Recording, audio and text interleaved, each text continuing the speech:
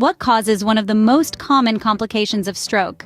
Now, there's a question that piques curiosity. Strokes are more than just a medical condition. They are a labyrinth of intricate happenings within the human body, each one leading to another, each one as important as the other. Complications? Oh, there's a plethora of them, each as complex and fascinating as the next. Among these complications, there's one that stands out, one that is particularly common and yet often overlooked, and that's what we're going to explore today. We're going to delve deep into its causes, peel back the layers of medical jargon, and expose the raw, unfiltered truth. We'll journey together through the maze that is this complication, and hopefully by the end of it, we'll have a deeper understanding of it. Are you ready to unravel this medical mystery? Let's dive in. To understand the complication, we first need to understand strokes. A stroke, in its most basic terms, is a disease that affects the arteries leading to and within the brain. It occurs when a blood vessel that carries oxygen and nutrients to the brain gets blocked by a clot or bursts. When this happens, part of the brain cannot get the blood and oxygen it needs, so it starts to die. There are mainly two types of strokes. The first one is called an ischemic stroke, which is the most common type. It happens when a blood vessel to the brain gets blocked, usually by a blood clot. This blockage prevents blood and oxygen from reaching that part of the brain, causing cells to die and functions controlled by that area of the brain to be lost. The symptoms of an ischemic stroke might include sudden numbness or weakness in the face, arm, or leg, especially on one side of the body, sudden confusion, trouble speaking or understanding speech, sudden trouble seeing in one or both eyes, sudden trouble walking, dizziness, loss of balance or coordination, or sudden severe headache with no known cause. The second type is a hemorrhagic stroke.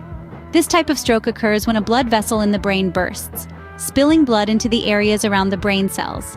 The most common cause of hemorrhagic stroke is high blood pressure.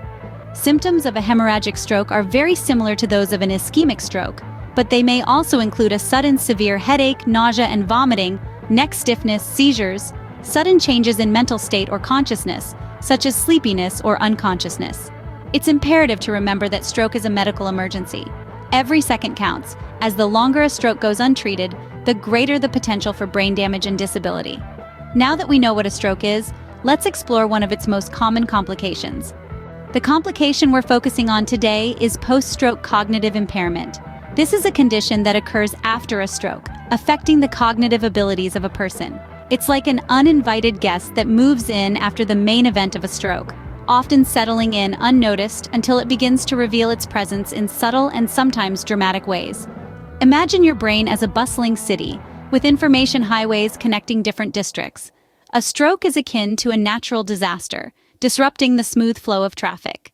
Post-stroke cognitive impairment, then, is the long-term impact of this disruption. It affects the brain's ability to process information, remember things, concentrate, and make decisions. This impairment can be mild, causing subtle changes such as occasional forgetfulness, difficulty in finding the right words, or slight issues with planning and organization. However, in severe cases, it can lead to significant changes in memory, attention, and thinking skills, impacting a person's ability to lead an independent life. The degree of cognitive impairment after a stroke varies greatly from person to person, and it's not always directly proportional to the severity of the stroke itself. The brain is a complex organ, and its response to damage can be unpredictable. But what causes this impairment? Let's find out. There are several factors that contribute to post-stroke cognitive impairment. Let's delve into these causes and make them as simple and understandable as possible. Firstly, the size and location of the stroke play crucial roles in determining the severity of cognitive impairment. A larger stroke typically results in more severe impairment, as it affects a greater portion of the brain. Similarly, the location of the stroke is also crucial. Strokes that occur in areas responsible for cognitive functions, such as the frontal lobes, are likely to result in cognitive impairment. Age is another significant factor. It's not a secret that as we grow older, our brain's ability to recover and rewire itself diminishes. So, when a stroke occurs, an older person is generally more likely to experience cognitive impairment than a younger person. Then there are also vascular risk factors to consider. These include conditions like high blood pressure, diabetes, and high cholesterol. These conditions can cause damage to the blood vessels in the brain, which can exacerbate the effects of a stroke and increase the likelihood of cognitive impairment. We mustn't overlook genetic factors too. Certain genes may make individuals more susceptible to post-stroke cognitive impairment.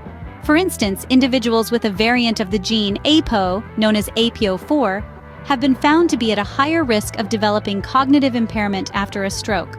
Another important factor is the patient's overall health and lifestyle. A healthy diet, regular exercise, and avoiding harmful habits like smoking and excessive drinking can help maintain good brain health and possibly reduce the risk of cognitive impairment after a stroke. Lastly, let's not forget about the psychological factors.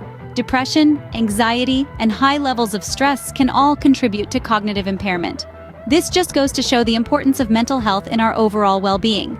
All these factors interplay in complex ways to contribute to post-stroke cognitive impairment. It's a multifaceted issue with no one-size-fits-all answer, but don't let that overwhelm you. Understanding these causes is the first step towards managing this complication. Knowing the causes can help in managing this complication. But how can we do that? While it might seem challenging, there are ways to manage post-stroke cognitive impairment. It's not a one-size-fits-all approach, and it often involves a combination of strategies to achieve the best outcome. One of the most common management strategies is rehabilitation therapy. This typically includes physical, occupational, and speech therapy. Physical therapy helps to improve motor skills and prevent secondary complications, such as muscle stiffness and falls.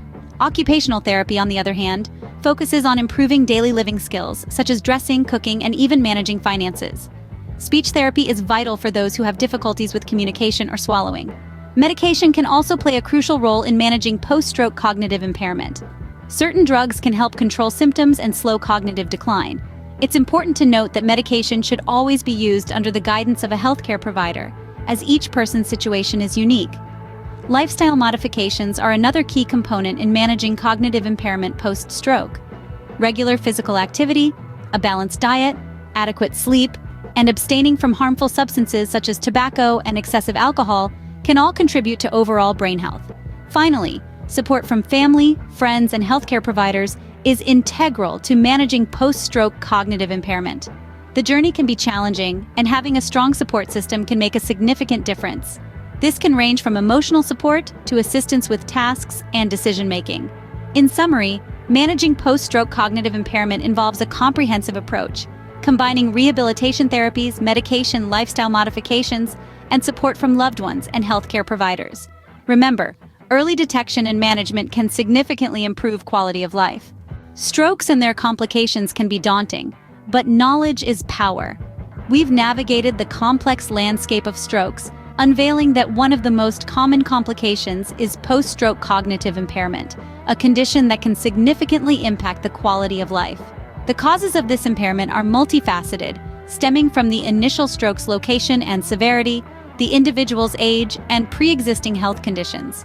We've also discovered that managing this complication is no small task. It requires a comprehensive approach involving medical intervention, cognitive rehabilitation, and lifestyle modifications. It's a journey that necessitates patience, resilience, and a supportive network of healthcare professionals and loved ones. Remember, the more we understand about strokes and their complications, the better we can prepare and respond. The power of knowledge can help us navigate these challenges, turning daunting prospects into manageable realities. Stay informed, stay healthy. Thank you for watching.